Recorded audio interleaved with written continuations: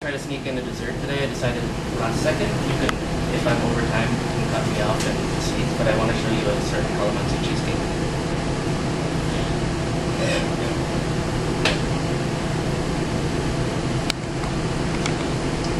So the most important thing for sitting on for everyone is the broth.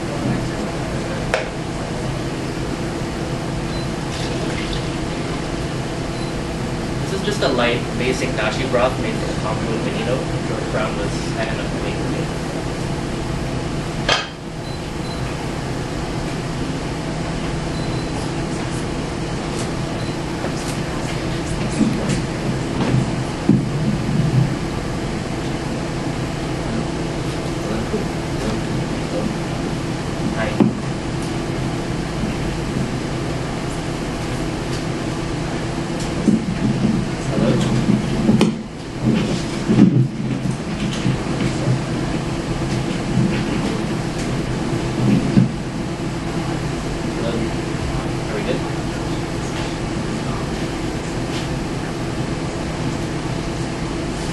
We're just going to start with the broth. Obviously we don't have time to finish it today, so I do have a finished broth.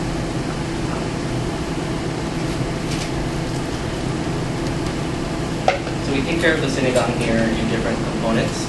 So instead of it being a traditional one-pot stew, we take care of each ingredient and put it together at the end. So I think George Brown is kind enough to give you the recipe I've given them for our sinigang. But these are very classic like seasonings for it. I'm putting ginger, tomatoes, onions, a bit of celery.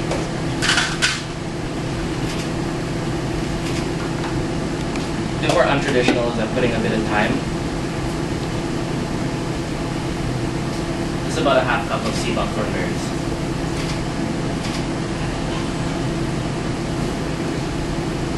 So if you're unfamiliar with these sea buckthorn berries, they're probably like the hardest small bite you'll ever have in your life.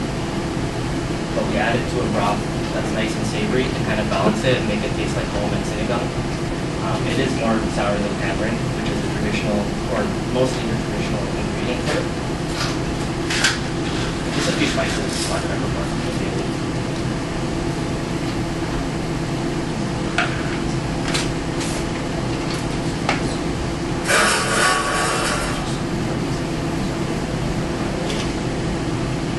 Like with French-style stocks or all the stocks we learn here at George Brown, making a fish broth or a light broth, you always want to bring it to just a low, very gentle simmer for about like 45 minutes and always strain it through a cheesecloth. And we have some of this one.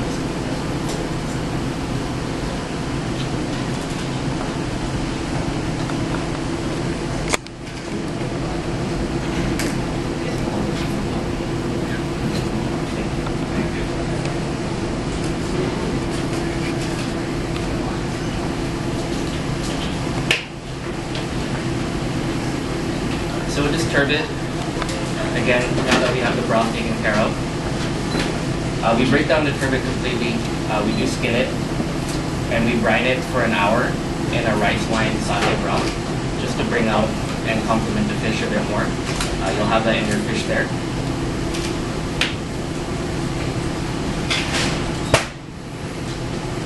I'm just going to bake it in the oven. We always serve our fish skin on at the restaurant. I was a bit too scared to do skin on here in front of everyone. So as it's quite difficult and I try to make sure it's perfect all the time, I just want to make sure. So I'm just going to maybe roast it for 4 or 5 minutes. I'm just roasting it till it's like very barely warm in the center because it doesn't need that much of a cooking time. It's a very like melt in your mouth, very fresh fish.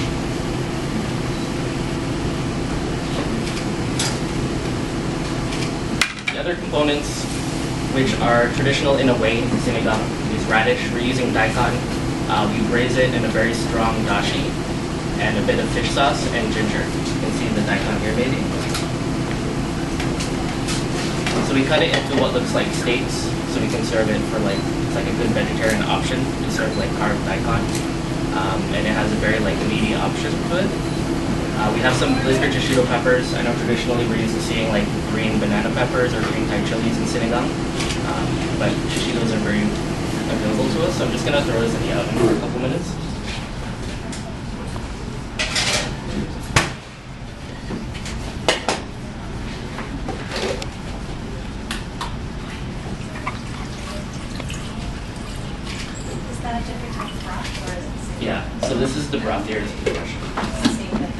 So this is the broth here, what it looks like after 45 minutes through a cheesecloth.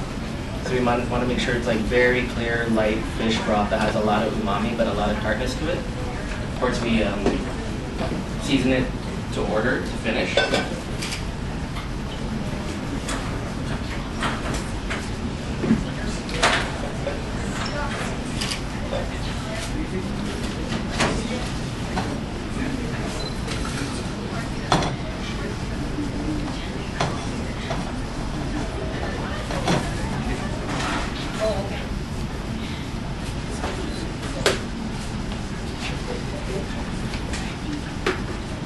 We haven't started this at the restaurant yet, but it starts tonight for service.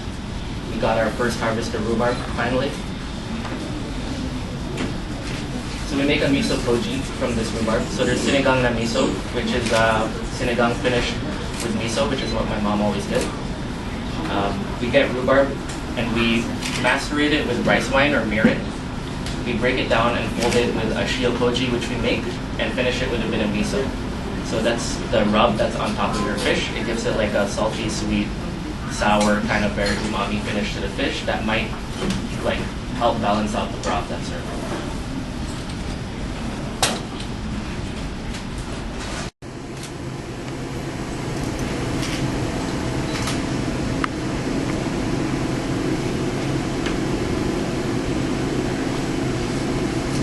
So this is the dish.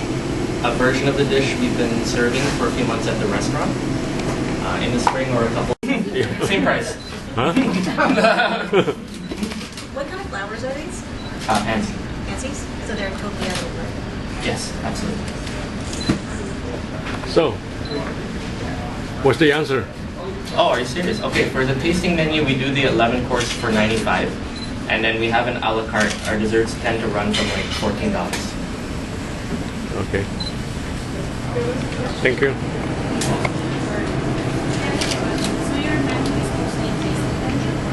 We offer a la carte, but we do sell mostly tasting menus at the restaurant.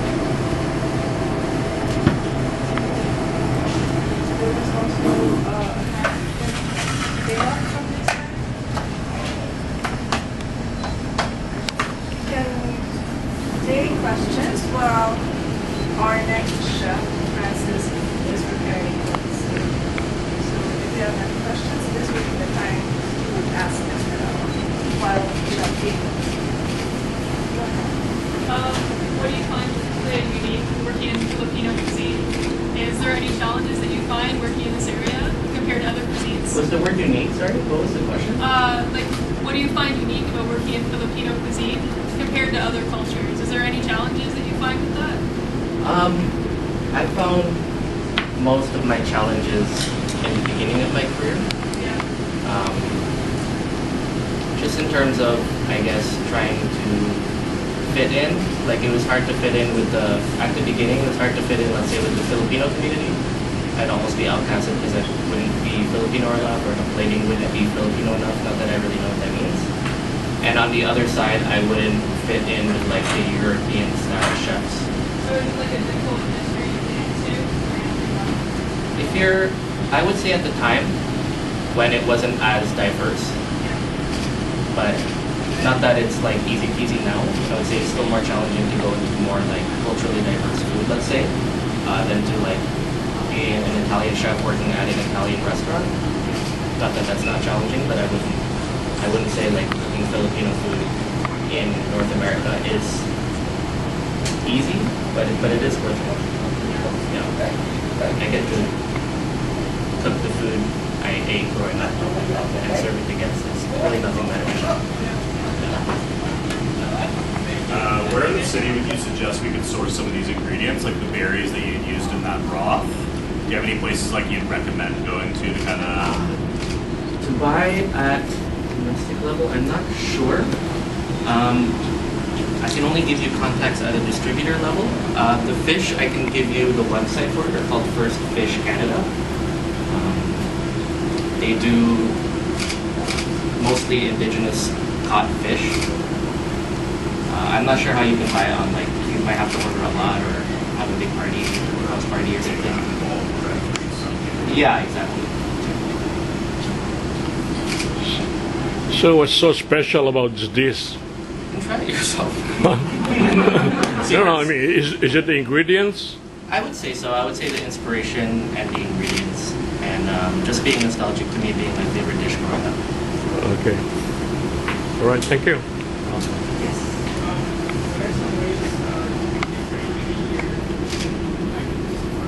I can't hear you. I'm sorry. What are some ways you differentiate your menu items compared to like other Filipino restaurants? Differentiate how so? Like, just like how is your food different from other Filipino restaurants? Different. So like, how is this sinigang different from a fish sinigang in another restaurant? I would say our palate and our goal is always the same.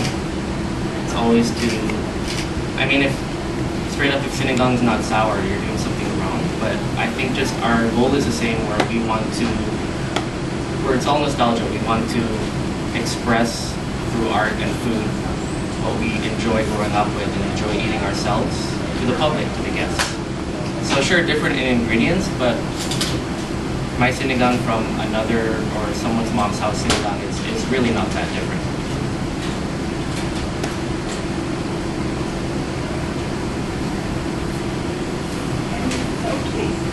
Okay, sorry. How long did you mention that you like to let that broth simmer if you're going to be doing that at home? So just like